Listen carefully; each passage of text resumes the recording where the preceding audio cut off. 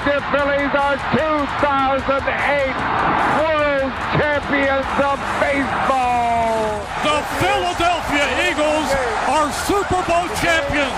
Eagles fans everywhere, this is for you. Now entering the game for Philly Pressbox Radio, Bill Furman and Jim Chet Chesko. It's Wednesday, October 5th, 2022. Welcome to the Philly Pressbox Radio Roundtable, brought to you by the Irish Rover Station House in Langhorne, PA, Allstate Insurance in Westchester, PA, and the Edge of Philly Sports Network.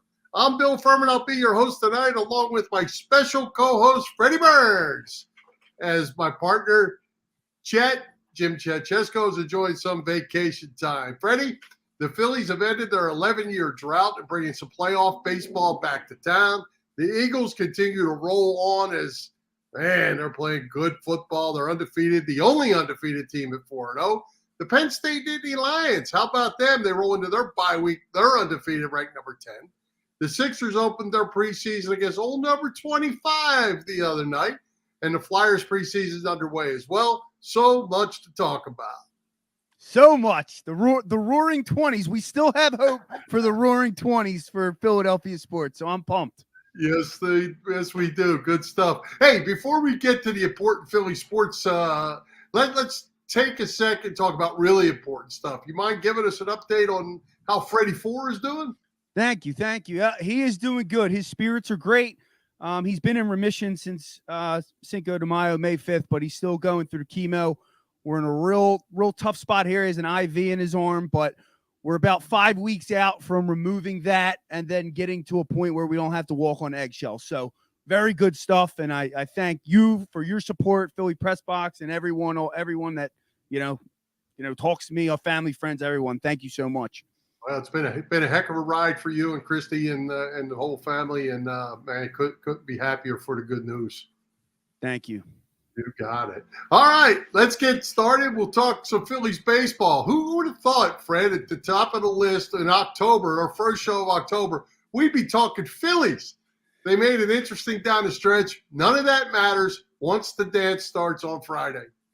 It is Red October, and it's funny because I don't even know. Right before that Brave series where they got swept, I literally was on Edge of Philly going, listen, calm down, Al. There's no way they don't make the playoffs. They're not going to get swept by the Braves. They're not going to lose to the Cubs. And then I watch it unfold in front of my eyes. My buddies were breaking my stones like, you mush.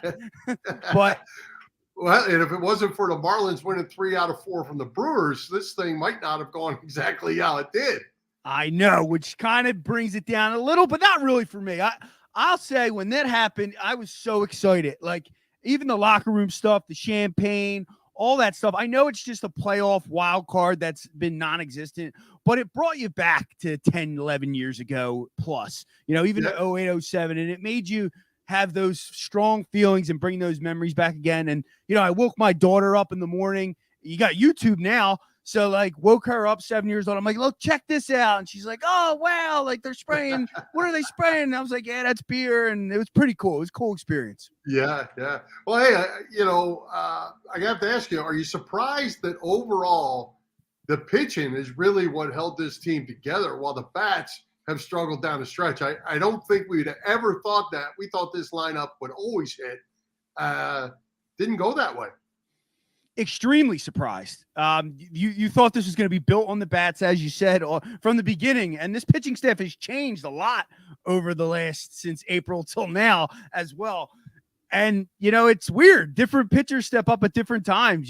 Gibson has ran off a train, but now all of a sudden Bailey Falter, who the joke was how he faltered all the time, is the stopper. So it's great to see. Suarez he had a little down slope, but he's been pretty consistent. Noah got a W in September, huge, almost threw a perfect game the other night. The pitching really has held it together. And I don't know what's up with the bats. What's up with the bats? Well, I don't know either, but we used to always say, Fred, when I was coaching in high school, at the high school, I said, when we got in these big games, these tough games, somebody needs to be a hero. We need a hero.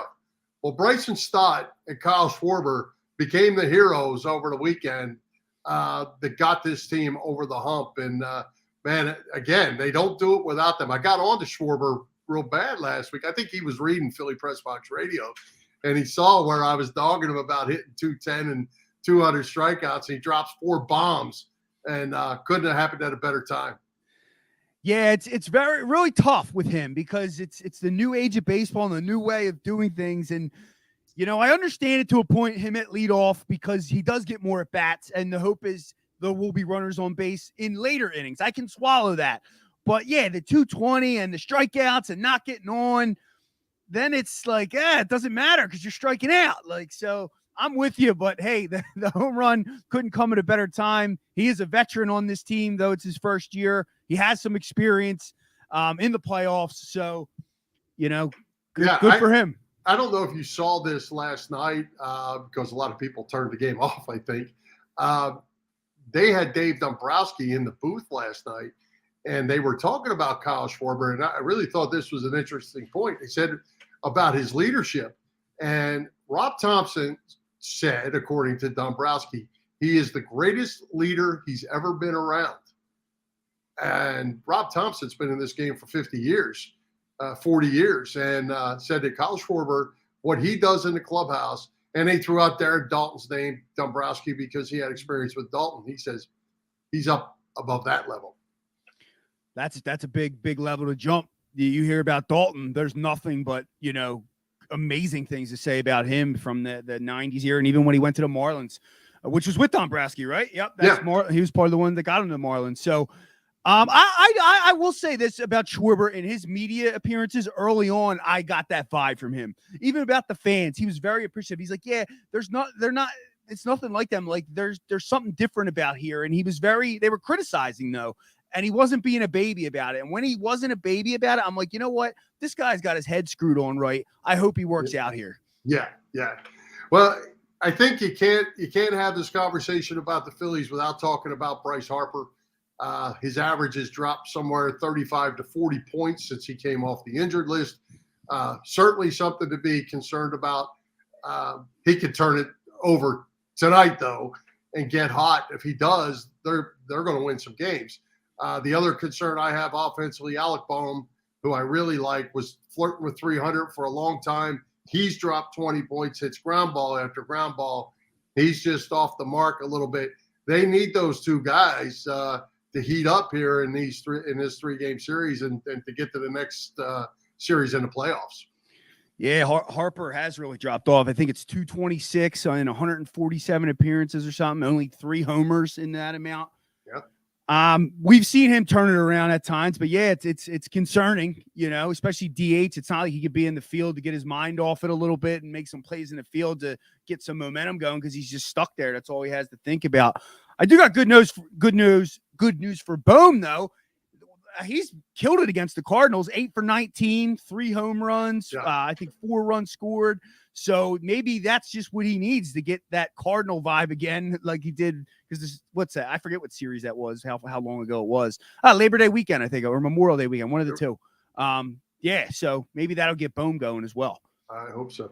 One of the big concerns I have, that I didn't have a month ago, that I have now, Sir Anthony Dominguez is really struggling in that 9th inning slot. You know, David Robertson might have to be that guy. They ran Dominguez out there again last night in a blowout. He gave up more runs. Connor Brogdon has struggled a little bit down the stretch. Hand is hurt. You know, they've got some issues on that back end now. But then you have Jose Alvarado, who has just turned around and been ridiculously good. Yeah. What do we do? What's the concern? Like, I'm concerned, and then I don't know who Tomper's going to play. It's hard to argue with Tomper because he got us to the playoffs, but like there was that one point during that week, Alvarado hadn't pitched since Sunday, and he's just sitting him. So Alvarado and that cutter's been outstanding. Whatever they did down there, I mean, he was drafted by the Tampa Bay Rays, and they know talent. So like he definitely has the talent, and I hope he continues that. Eflin closed that perfect or that win. Is Eflin the guy? Can Eflin give you an inning or two? I tend to believe he can. That's who I was going to say. Eflin may be that guy. Gibson's going to to the bullpen. Falter pitched an inning today. It looks like they may be setting him up for the pen. Yeah. Well, and that was the other thing. I didn't see the score today even, or see what was going on there. But they were talking about Falter last night, Dombrowski was, and they talked about him eating a lot of innings today, so not to use the bullpen, which would have probably made him ineligible for the next round because they wouldn't have been able to pitch through Sunday. So maybe they changed what they were thinking. They used more bullpen guys, and Falter becomes available. Syndergaard becomes available in the bullpen. So there's all kinds of things that can happen here, and all kinds of mixes and matches. Yeah, I didn't see how many he ended up pitching. I know I forget the guy that went whatever his name was. Presley maybe went like 5, and then Falter did the 6. So I don't know if he continued on. It was 2-0 at the time. I stopped watching. But so Falter didn't even start today, like he was supposed to. Okay, good. Well, I mean, they might need him, and maybe the way that Ranger pitched last night, he was throwing beach balls up there. Maybe Falter gets that third start and not Ranger. Ranger was pretty hungover. If you see if you see pictures from the clubhouse, he had 3 beers in one hand, one in his mouth.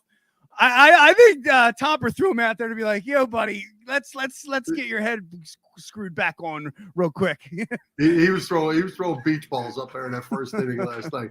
Hey, wanted to ask you your thoughts on JT Realmuto. He got a lot of heat early on. He was the whipping boy of the week there for a few weeks early in the season. Get rid of him. He's a bum, blah, blah, blah. He's the best catcher in baseball. That hasn't changed as he proved. Defensively, he's matched in some offense. He's hitting some long balls.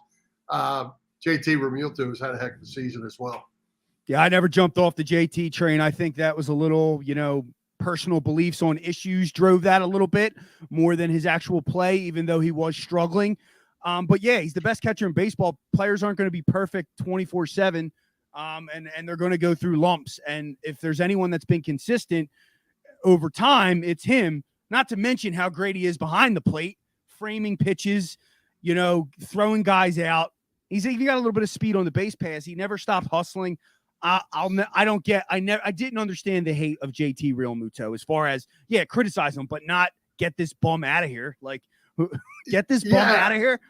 What? Yeah. I couldn't even believe it. Well, I kid all the time about, the fickle Philly fans and their, bum of the week, the guy they want to run out of town this week. It changes a little bit when it's Eagles season because you get to throw them in there too. You can hate on them, but they haven't been giving us any real reason to hate. So, we keep throwing Phillies out there. They have not. The Phillies took the brunt of it, especially on that slide. Now they got it's 2000. It's payback now for 2011. A lot of storylines there still. Well, there's a lot of storylines, but there's no common threads except for Pujols and Pujols, Molina, and then the bench coach Schmoomaker is the guy that hit the game-winning double in Game 5. Who was at bat when that crazy squirrel was running around. Remember the whole squirrel thing? Yeah. He's the bench coach. So there's some ties there as well. I'm trying to regenerate my hate for the Cardinals. Here you go. Here's a comment for us, Fred. I hate to be negative, but my nightmares of Cliff Lee giving up 4 runs to the Cards at 11 are creeping back. I was there. I remember being at O'Hagan's, Bill, in Collingdale. And the Eagles had just lost to the 49ers. I texted my buddy Matt Blong, and I'm like, dude, let's go to game. And then it was raucous in there. We were, I think, I forget who was pitching. I think Anibal Sanchez, I feel like, was pitching for the Cardinals. And everyone's chanting his name, and then they blew the lead. There you go. Hey, before we close out on the Phillies, they've got the Cardinals. Then they have the Braves. While the other side, San Diego's got the Mets, followed by the Dodgers. I like the Phillies side that they're on. What's your take? Can they beat the Cardinals in 3, and can they compete with the Braves? I think they could beat the Cardinals, but a lot of people are hanging on to this. We went 4-3 against them this year, but the pitching staff that they have when we went against them is totally different. Only one guy is still a starter. So that's kind of my hang up. Who are they going to bring out? A lot of these guys, the guy Quintana, I think has like a .89 ERA in September. So that's my concern. Can we beat them? Sure. I mean, them bats, when they're hot, they get hot. So maybe this little break can get them going. I hope so. Well, we'll either be in the middle of the second series by next Wednesday's show, or else they'll have a couple rounds of golf already in. I don't, one or the other. Just get one win to make it interesting. Let's get like a game 3 so I can watch the Eagles all day and then get them Sunday night. That'd be pretty good. There you go. And game time 2:07 on Friday on ABC, Saturday night, Sunday night for those that have not been keeping up with that. If you have kids in school, pull them out of school. This has happened 15 times since 1883. You don't know when it's going to happen again. I'm pulling my daughter out. Pull your kids out. There you go. All right. Good Phillies talk, Fred. What we're going to do now is take a quick break, and we're going to talk to our friend Dave Lavoie at Allstate Insurance. And Fred, you probably find this pretty hard to believe, but Chet is going to make a couple cameos today because you know him. He can't miss a camera. So we know Chet's probably spending more time on his couch than he is in his car. So let's start saving with Allstate's pay-as-you-go auto insurance. Yes, indeed. Allstate's pay-as-you-go auto insurance puts you in control. You only pay for the miles you drive. With the same full coverage that a traditional policy offers, pay-per-mile insurance gives customers greater control of their insurance costs. See how much you can save with pay-per-mile car insurance by calling your local agent. In Westchester, Pennsylvania, that's Dave Lavoie. Call Dave at 610-430-0700. Again, 610-430-0700. And start to save more now that you are driving less. You just might want to drive to Langhorne. While the weather may be cooler now, there are still plenty of hot deals at the Irish Rover Station House.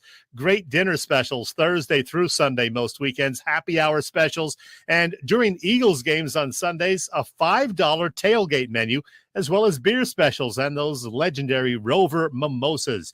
Of course, there are always 24 beers on tap at the Rover. Don't try them all on the same visit. That's not recommended. The Irish Rover Station House is on Bellevue Avenue in Langhorne. The website, irishroverstationhouse.com.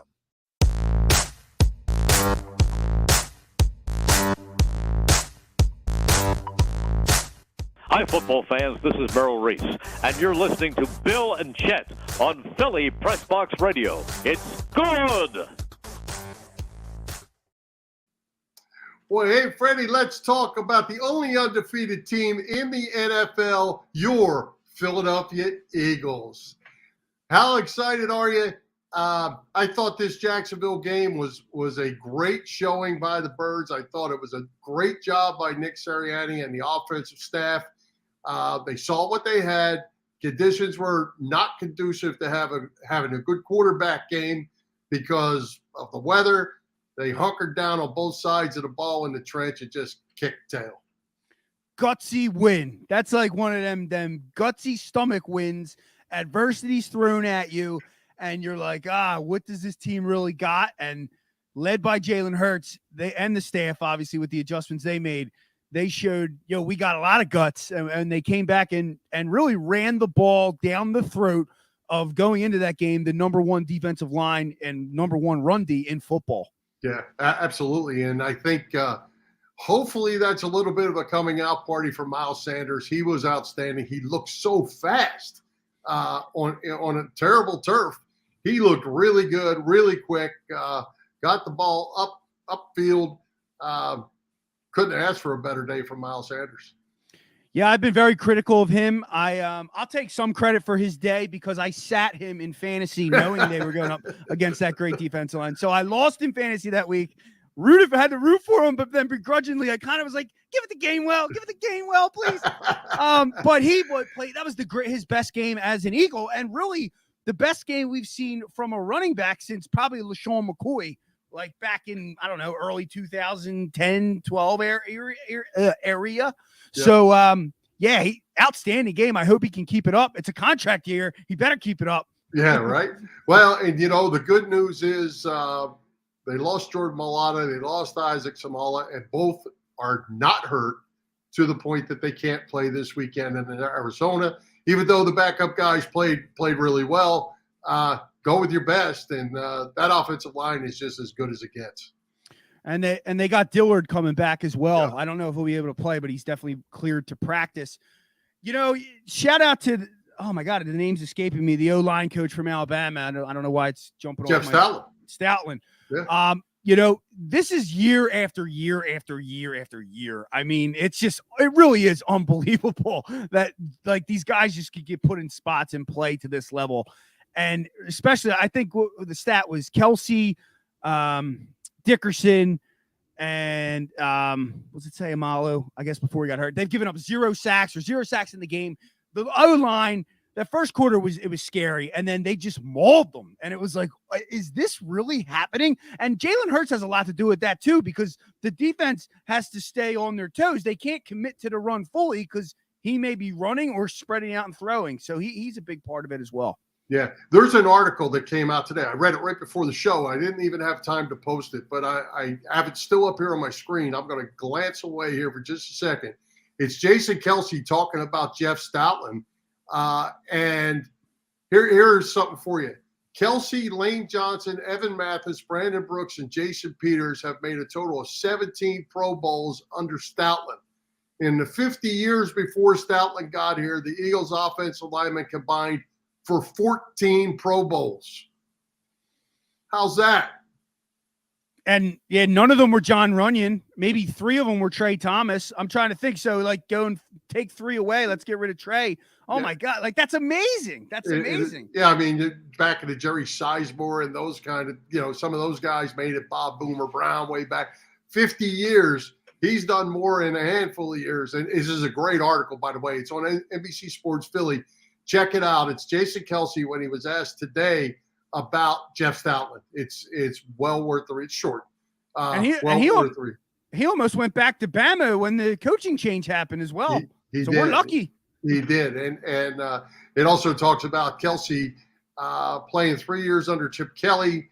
Before Stoutland got there, no Pro Bowls, no anything. Since Stoutland, 5 Pro Bowls, 4 first-team All-Pros, and probably headed to Canton. Yeah, there was a point Kelsey was getting run out of town. I remember the play where he pulled from center and he didn't get there, and people were like, "What's going on?" You remember that? It was Dallas on a Sunday night game. Yep. I was one of the people critical of him. I remember wanting to draft Marquise Pouncey at one point. But yeah, credit to Stoutland and Kelsey. And talk about credit. We got to give credit to that Howie Roseman, because I'm here to tell you, I knew it when it happened. I was the first one jumping up and down, getting A.J. Brown. You got an elite receiver. You put him with Devontae Smith, who is going to be another elite receiver. And then they're working Dallas Goedert into the offense, doing all kinds of things. This offense has more weapons than anybody in the league. It's the most weapons we have seen on an Eagles team, I think. T.O.'s the best receiver, I guess you would say, we went and got, besides getting into like Carmichael back in the day and Tommy McDonald, obviously. But modern day, T.O., but he didn't have anyone around him besides Westbrook.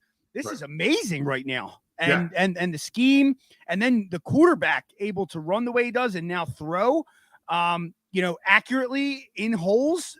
This is scary good. And our record reflects that. Yeah, it is scary good. And I try to always keep things kind of on an even keel, not too high up, not too low.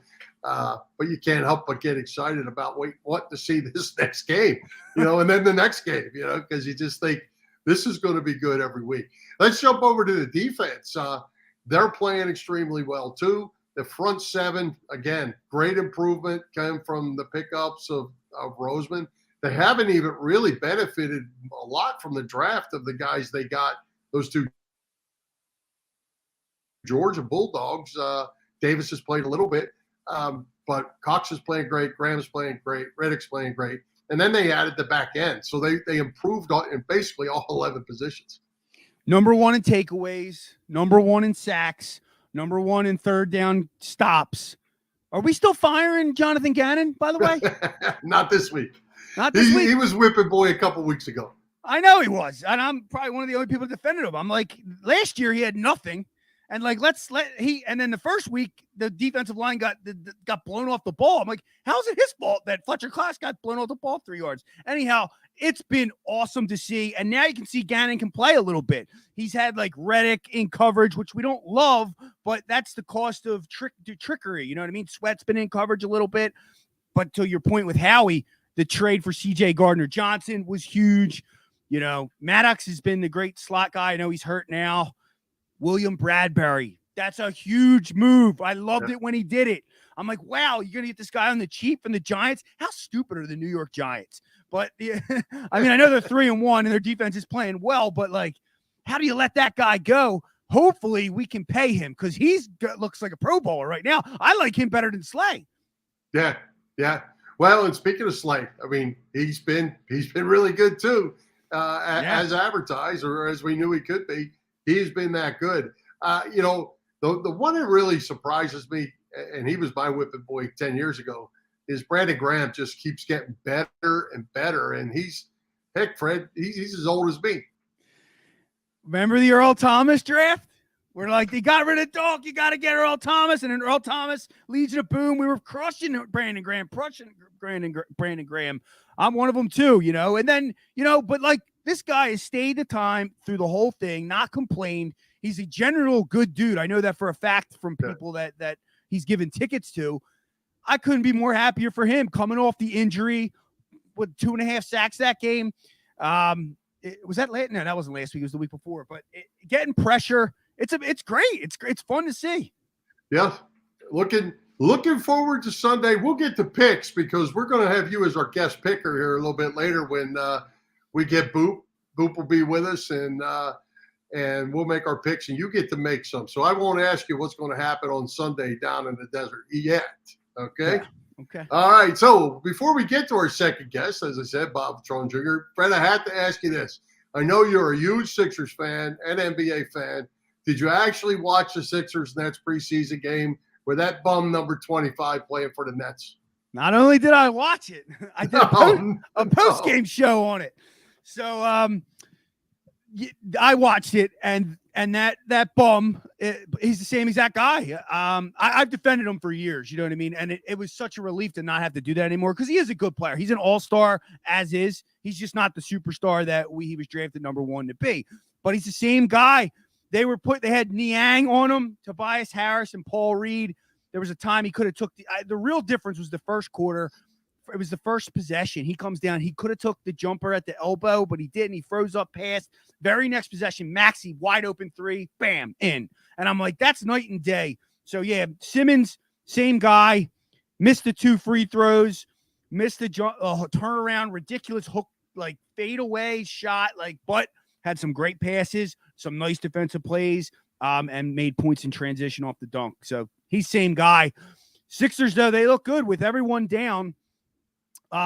They were beat, and the Nets played all their starters. The Sixers, no Harden, no Embiid, no PJ Tucker. Montrezl Harrell fouled out. I don't know how he did that in a half, but he looked like an aggressive. Philly's going to love him. And then Deandre Melton, his defense was awesome. He had a steal off 3 steals, but one was it was so quick. It looked like Paul Reed made the steal, but his hands were that quick on Ben Simmons. So how excited are you about the reports of James Harden and being in a little better shape and being really seeming to be engaged in what's going on here with this team? At least that's the reports we're getting. That excites you. Yeah, he said at the end of the year when they interviewed him, like, I'm going to do whatever it takes to win. And he literally put his money where his mouth is. Eating all that money showed me that he is for real. And then, all the workouts, he looks skinny. He's done this weight loss thing too before, but working out with Maxey, hanging out. So I'm excited to see what level he's at. And I just think overall as a roster, it's probably the best roster we have in the Embiid time that he's been here. That the best starters probably was that Reddick team, Reddick, Butler, Tobias Harris. But then if you got to the bench there, it was like Boban and Shake, where this team is a little more filled out and there's some toughness to it, which we all saw the softness. We see it. We see it every year. And as a process fan, I hid from it because I just wanted the process to work. But it glared the last 2 years, especially, it showed its head. And I think they addressed it. Good. I hope so. All right, let's move on. Give a shout out to all the shows at the edge of Philly Sports Network this week. Wall-to-wall coverage as usual. Network continuing to grow. You can catch all the action at www.eopsports.com, as well as Edge of Philly Sports on YouTube. You can find our show on Philly Pressbox Radio YouTube channel as well. Help us out by hitting those subscribe, follow, and like buttons. And as always, share it with your family and friends. As you can see, it is loaded up, and even more on Sundays, but every other day you see us on Wednesday nights at 7 o'clock. All right, Freddie, I know how much I like college football. This season hasn't disappointed. Penn State's off to a 5-0 start going into their bye week and coming out with a trip to Ann Arbor to play number 4 Michigan. I'm telling you what, Fred, I really, really like this football team. They are loaded with young talent, freshmen and sophomores. I looked at the roster today just to prep it for the show a little bit. They only have 12 seniors on the entire roster, and some of them aren't playing. They are loaded with freshmen, loaded with sophomores, and they're all on the field. Penn State, I'll just say that, as you know, I'm a Georgia fan now, but as a kid, I was raised Penn State with my dad, and we kind of had a thing where I kind of went against them, and I wasn't going to do it for the other 4 sports, so it was kind of Georgia in a 1 bowl game one time it happened. Anyhow, so long story short, he's no longer with us. Now I kind of root for Penn State. I almost feel like he's there, and it's nice to watch. I'll tell you one thing, college football is so much better when Penn State is good. It's just awesome every week. The area is good. It's just the vibes are good. The Big Ten is better, and they have struggled the last 2 weeks, and they found ways to get the win. I do have a question for you, though, because the freshman kid, Aller, I know he had 1 drive in that first game, and he looked like he was ready. Sean Clifford, he has been criticized, much like Philadelphia quarterbacks, up and down. I read an article today. They're still 50-50 on him. Like, what's going to happen here? Because you're going into a spot here where you're going to have Ohio State, Minnesota, and Michigan. He's going to have to step it up a level, right? Well, Sean Clifford's the leader of the football team. There's no question about it. Joe Lar is going to get his opportunities. He can't throw him into the big house with 2 undefeated teams and say, go ahead, freshman, have at it. That's not a good decision. And, if it happens to Clifford, sure, you go. Clifford played in the same conditions Jalen Hurts played in, Saturday and Sunday. This week, they were terrible. The difference was that Clifford's running backs were the ones doing, and they turned the ball over 4 or 5 times, which put a little more pressure on Clifford to have to do some things it just wasn't conducive to do. So I'm not too worried about that. The kid's a leader. He's a winner. I think he's going to be just fine. And I think they're going to go to Michigan. Michigan's played nobody. Penn State's been battle-tested at Purdue on a Thursday night opener. They went to Auburn. Not a good Auburn team as Auburn teams go, but took care of business in a hostile environment. I think they're locked and loaded to go to Ann Arbor and beat the Wolverines. I'm rooting for him.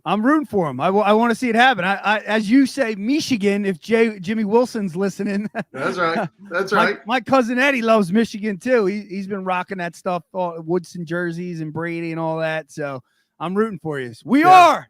That's right. Hey, and on one final thing on that, both running backs are freshmen, true freshmen. Nicholas Singleton, National High School Player of the Year. He's really good. And they're number 3 back's a sophomore. They're just loaded in the skill position. Same thing at wide receiver, only 1 senior. And that's bodes well, obviously, for the future and the quarterback coming up. So, like, your skill positions, you're probably good for the next 2 years before they become draft eligible, right? Yeah. Yep. So that's right. That's exciting future for the Lions. All right. Well, hey, I got to give you a chance to talk Georgia. Your number 2 ranked Bulldogs. They're hosting number 5 Auburn. They're 5-0 and hosting Auburn this week. You worried? Not worried about Auburn after seeing what Penn State did. I am a little worried about the team. They struggled the last few weeks, but a lot of young guys. I'm surprised that defense was as good as it was the first 3 weeks, given that all the NFL players went to the NFL. Offensively, I've never been a big Stetson Bennett guy. I think the defense really carried him. He had a good national championship and played well down the stretch there, but he doesn't really have the weapons offensively right now. You got Brock Bowers, but they don't have like that at the tight end Bowers, but they don't have like a receiver. And then running back wise, it's not those high level guys you're used to seeing in the NFL at this point. So we'll see, but they slipped they're the all two. in the NFL already. They're already in the NFL. Yeah, they're like a running back machine. They're a receiver machine too. You see George Pickens killing it for the Steelers. He's another one that's going. So yeah. Well, college football to me every week. It's fun to watch. Doesn't really matter what games you're watching. There's good ones everywhere. You can just channel surf and watch great football no matter what. Nothing like it for me. College football on Saturdays. All right, Freddie, as you know, each week, Chet, Boop, Bob Vetrone Jr., and I pick NFC East games. So with that, there he is. Let's welcome Boop back from Bettors Insiders. Boop Stats brought to us by Spitz Bar and Grill. Splits. Back to Philly Pressbox Radio. Splits. Splits, not Spitz. Splits. Yes. Well, it was meant to say splits. Did that not come out? Yeah. Bill, listen, why don't you and I chip in and buy Freddy some coffee or some Red Bull or something to get him out of his shell? Hey, nothing like being young and excited, right, Boop? I know. It's so annoying. Yeah. How you doing, Freddy? hey, what's up, Boop? Well, let me tell you, Boop. You know we couldn't go through a show without getting a cameo appearance from Chet, right? He's in Italy. The guy's in Italy, for God's sake. All right, so here we go. We're going to get the standings from him. He sent a video. He's got the standings. He's got his picks. He's got who's coming on the show next week. We're going to just play all this. Then we'll come back. We'll let Fred's going to be our mystery picker tonight. He can go. Boop, you'll go. I'll go. And we'll cover it from there. How's that? Sounds good. All right. Here he is from Venice or somewhere. Ciao and buongiorno. Yes, it's me, and I'm in Florence, Italy, believe it or not. And tonight's beer of choice is Ignusa Anima Sarda from Sardinia. Good stuff. Nice lager. Anyway, hope you guys are well. What's happened since I've left the country? Let's see. The Eagles improved to 4-0. The Phillies clinch a playoff spot for the first time in 11 years. Life is good. Miss you guys. Hey, let's talk about our picks, though, for the week. Recapping last week, your defending champion, that's me, went 4-0, while Boop and Bill, you guys were both 3-1. Boop, unfortunately, picked Washington to beat the Cowboys. Bill got his pick wrong with Tom Brady and Tampa to beat the Kansas City Chiefs. Didn't happen. So for the season, I'm still in first place, 11-5. Bill and I were tied going into this past week. Bill, you are now 10-6, one game back. And hey, Boop, you're at least at the 500 mark now. You have improved to 8-8. So hopefully better days are ahead for you. All right. For this weekend, we have 4 NFC East games, as you guys are well aware. And you know what? I'm pretty much just going to go chalk this week. The Giants and Green Bay. I think that's the Thursday night game. No, early Sunday. It's early Sunday. Over across the pond, somewhere where I am. Got to go with the Packers in that one. Giants are not that good. Trust me. Also, we have Tennessee at Washington. Come on. Got to go with the Titans in that one. Dallas at the LA Rams. The Cowboys will not win this one. The Rams are going to be mad after losing that Sunday or Monday night game to San Francisco. The Rams will beat the Cowboys. And then Sunday, late afternoon, we have the Eagles and Arizona Cardinals, another battle of the birds. Got to go with the visiting Eagles to improve to 5-0. My pick, the Birds, 31-20, the Eagles to beat the Cardinals. So there you have it. And hey, Bill, because I know I'm not there to tell you, next week we got another good show for you guys, for everybody who's out there listening and watching. We have 2 of our favorite dudes from 94 WIP, James Seltzer and Jack Fritz. Yeah, the High Hopes guys. Go Birds in the case of James Seltzer. Producers extraordinaire, Seltzer and Fritz together at the same time in the first half of next week's show. We may also have an additional guest talking hockey. That one has yet to be finalized. But there you go. Enjoy the weekend. Go Eagles, go Phillies, and oh yeah, arrivederci. Take care, guys. Hey, Boop, I was looking at that. I was wondering when I looked at the background, like, was that thing actually filmed in like maybe 1968 with those yellow curtains? Yeah, it's one of those old Peter Sellers movies, like Shot in the Dark or something. I don't know how that video got past custom. hard to believe it, and so much energy in it too. Yeah. Something tells me if it wasn't the defending champion, he may have just taken the week off, period. But he knew that we wouldn't mention that this week, so he felt, inclined. That's right. All right, let's get to it. Let's get our picks. Freddy, you're up, then Boop, then me. We got Giants and Packers. Packers -8. Before I do that, Boop, I looked at my phone during Chet's thing, and my wife texted me during the show, stop yelling, as she's putting to bed our 1-year-old that's upstairs. So she's with you. It is annoying her as well. But the Giants, the defense has been done pretty well this year. The offense is terrible. Daniel Jones, Davis Webb, whoever their quarterback is, they're not going to put up any points.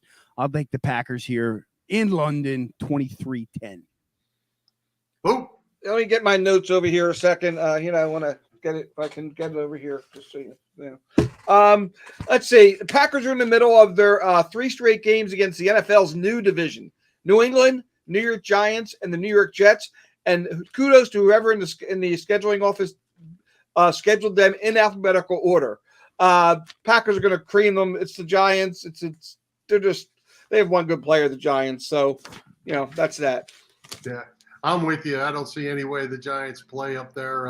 It is, and I hate to say this. I hate to say this because he's a Giant, but it is kind of fun to watch Saquon Barkley run the football. Yep. Yeah, he's good. All right, Titans in Washington to play the Commanders. Titans -2.5. Little surprise on that spread, Boo. Yeah, but the Commanders, or the Commandments as I've been calling them, they haven't gotten a takeaway in 3 weeks. You can't take the ball away. You can't win in this league. Tennessee. Yeah, 2 teams going in 2 completely different directions. 3 losses in a row for the Commanders, 2 wins in a row for the Titans. Bud Dupree, I think, is a big factor here because if you get that pass rush on Carson, you see how that goes. The spread does scare me, though, Bill. That is a little low. I'm going to still take the Titans, though. Yeah, me too. Full dose of Derrick Henry coming at that Washington defense. I think Titans by a lot more than 2.5, I'm thinking. All right, Cowboys at the Rams. Rams -4.5. Rams got shellacked. Dallas, they're winning. They're pulling it off. Maybe they're better quarterbacks actually in the game. Yeah, the Rams can't seem to get their footing. Maybe seeing America's team across the field might get them spurred on a little bit. They're the better team despite their Cowboys 3-1 record, and they're not in our division. So go Rams. Yeah, I'm going to go with the Rams as well. Dallas is surprisingly winning, and I hope they have a quarterback controversy. It will be beautiful for them to have a controversy. But I'm going to take the Rams here to get the win. There's no way I'm coming back to Philly Pressbox Radio and taking the Dallas Cowboys. No way. Well, and I'll tell you what, I haven't taken the Cowboys all year, and I'm not taking them again. I'll take losses before I take the Cowboys. They need a good shellacking before they come here next Sunday and get the next shellacking from the Eagles. So I'm going Rams as well. That gets us to the Eagles. They travel to Arizona at 4:25 kickoff against Kyler Murray and the Cardinals. Eagles -5.5. Who you like? They're playing so well on both sides of the ball. There's no way you can pick against the Eagles. That 5.5 seems low to me. And I'll get into that a little bit when I give you my betting pick, but I'm going Eagles 28-12. Yeah, I'm not really concerned about this either. My only one slight concern is the D-backs. The rain helped us a lot in that Jaguars game. There were some open receivers there when you saw Gardner coming down to the slot and Zach McPherson and Josiah Scott. But how can you pick against the Eagles right now? So go Birds. Yeah. Well, and I'm the same way. I think the key, Kyler Murray is the key, but the key is keeping him in the pocket and make him throw the football. And I think the Eagles defensively will be able to do that. Hassan Reddick's playing great. Brandon Graham's playing great. Keep him inside, make him beat you with his arm and not with his feet. And I like the Eagles to win this game. All right, boom. Throw us some weekly Bettors insider tidbits for us for the week. Well, Arizona has lost their last 7 home games against the spread, which is pretty hard to do. You can lose games easier than you lose against the spread. They've lost 7 straight at home, which seems like a lot. So it would seem to think maybe I'm going to go with the law of averages and either not lay the points with the Eagles or take the points. I went back and looked back to 1978 when most spreads were available. There's 16 teams that have lost more than 7 games in a row against the spread at home. 5 of them have actually lost 10 games in a row at home against the spread. So if you were thinking of laying the points and would ease away from that because of the Arizona not doing well, the heck with it. Lay the points, go out there. Arizona's going to lose again. At least I'm thinking maybe 2 touchdowns. I'm with you.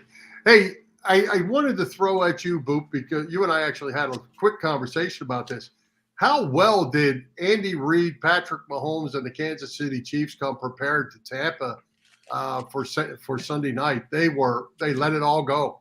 They really did. And the play, every game, Patrick Mahomes is a play I've never seen before, or he does something that reminds me of something from 40 years. He had that little tossing the ball over the fence to the guy on the other side after running around for 5 minutes. That I just was like, okay, that's the game play for today. Andy's got it running on all cylinders. Even the plays that don't work look good now. So he's, they're both doing great, and thank goodness, because they're my 1A team, as we all know. Yeah. How do you like them in the AFC? There's some good teams. Buffalo, was picked by a lot of experts to be the team coming out of the AFC, and they're playing good ball too. Yeah. How do you like it? The funny thing is, if they hadn't won the Super Bowl, I'd be antsy about how well the rest of the league is. But right now, I know they're one of the best. If they don't win a Super Bowl, I still got it in my pocket. Same thing with the Eagles. I'm less tense about how they're playing and about how the opposition is. I'm more about having fun. So, as long as they try it out every week, which they'll be doing against Monday night against the hated Raiders, there's going to be some fun. And, that's what this sport's all about, having fun. That's right. So, hey, Boop, I understand you managed to, I'm sure you were behind this, that you've got Splits Bar and Grill opening early on Friday. Is that because you're going to still be there from Thursday for the Phillies game at 2 o'clock? Yeah, they would normally open around 3 on Friday. But because the baseball game's on and because they know I have no life otherwise, they decided to bribe a bartender to come in a little bit early. So they'll be opening at 1:30. Come on down, watch the game. Like I said, like Bill said, I may still be there from Thursday or possibly even Wednesday. It's and it's a party. We had a really good time the other night watching them clinch the game. Couples had the Milwaukee game on the phone. We had the football game on and the Phillies, and it was a lot of fun. Good old time, just like we used to do in the 50s. Bill, sit around the computer and watch the scores coming in from the Hinterlands. Right. So give a shout out to Splits. Where are they? How can you get there? Splits Bar and Grills in the Laurel Lanes Bowling Center Complex, Maple Shade, New Jersey, South Route 73. Lickety Splits, the ice cream place, is right next to it. In fact, there's nothing better than topping off your NFL Sunday with a chocolate milkshake from Lickety Splits.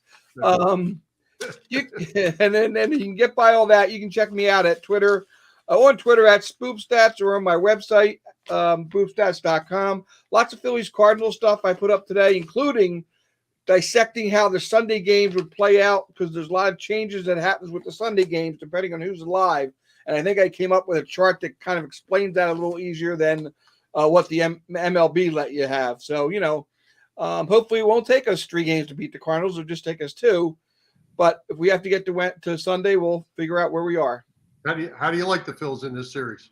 They've got a puncher's chance. They've got enough firepower, and most of them are right back in the saddle. I like that Realmuto got to sit for a couple days. I like that Schwarber got hot towards the end.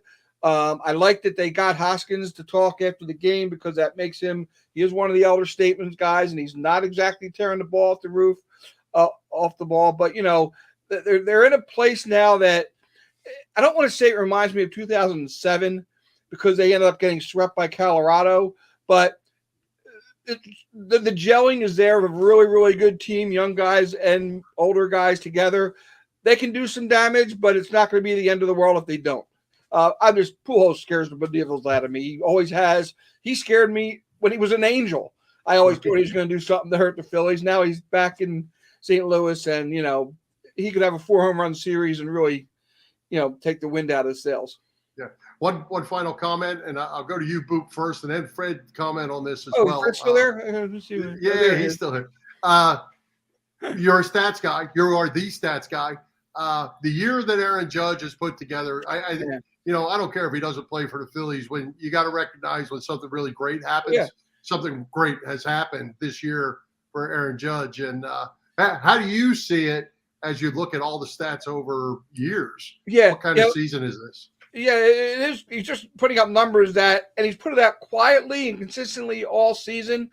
He's handled it in a great manner. He's done it, up and down the lineup, including the number 1 slot late in the year. And he handles himself well. So if you look at some of the numbers, the OPS and even the analytics stuff, I don't go by. It's kind of almost off the charts. So it's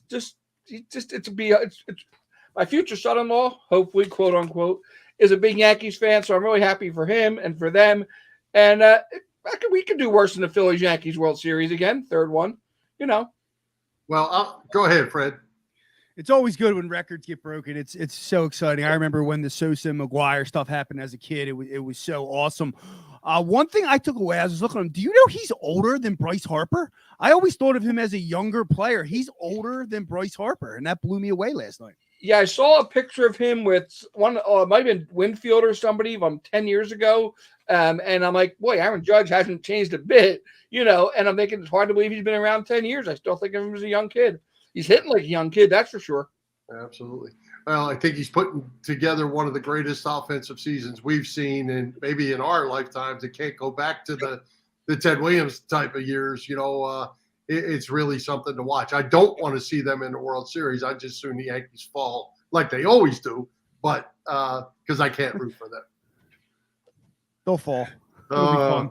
Well, Boop, we appreciate you coming by as always. We'll do it again next week, and have a great weekend at Splits, and you got plenty of sports to watch. Yep, I'll find something to do, I'm sure. There you go. All right, thanks, Boop. Thank you, guys. All right. Hey, Freddy, we can't skip out on the Flyers. Preseason's underway.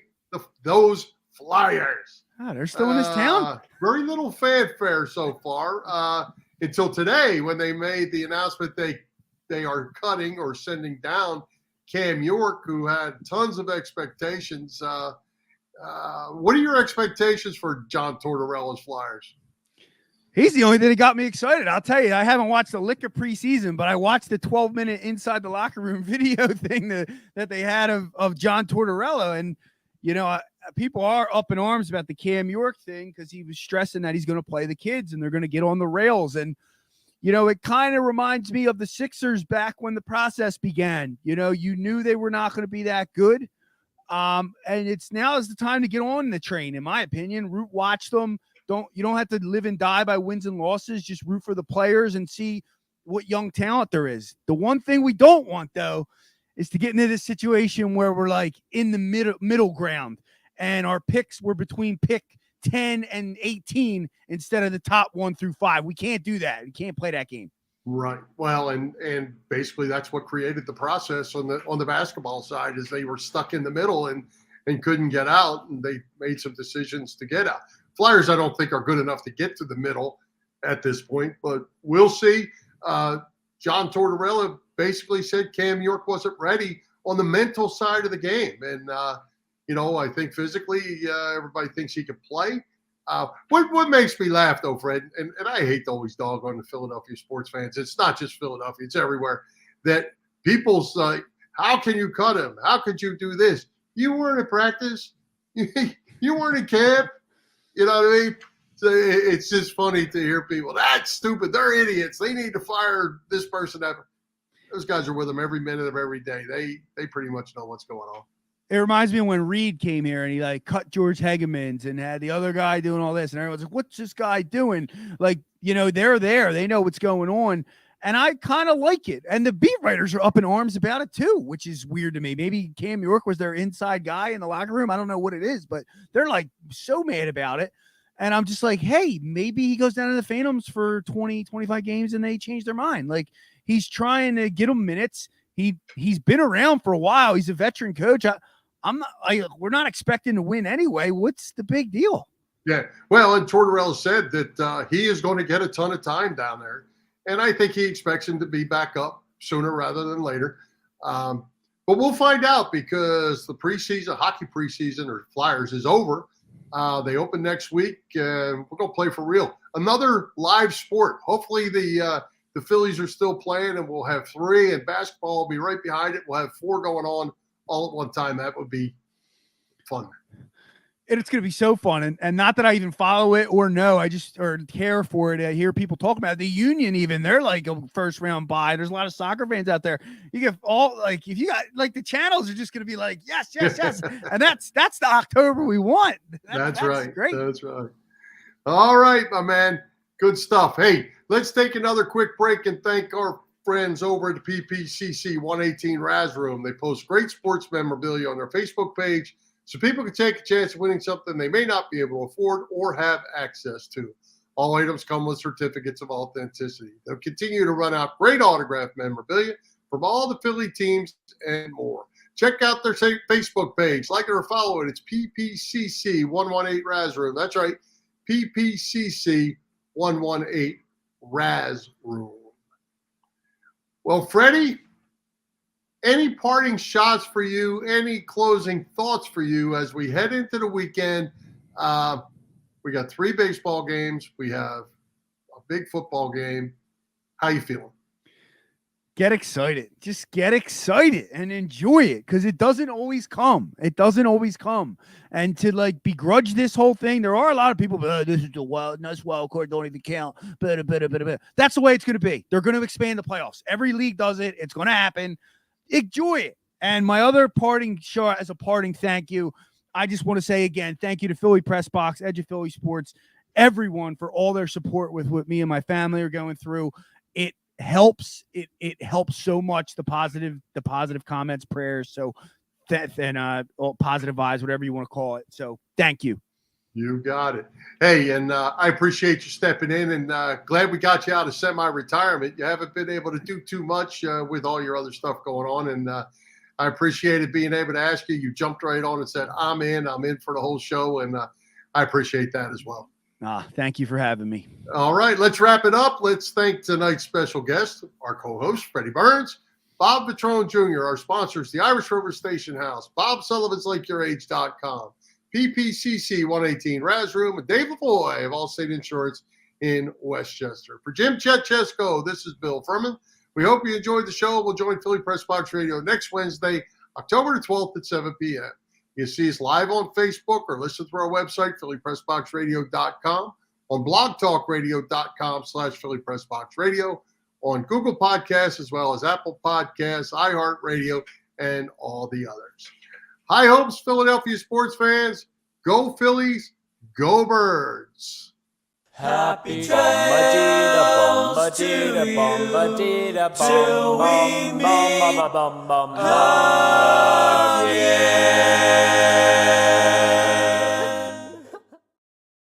I hope he had, I hope he had.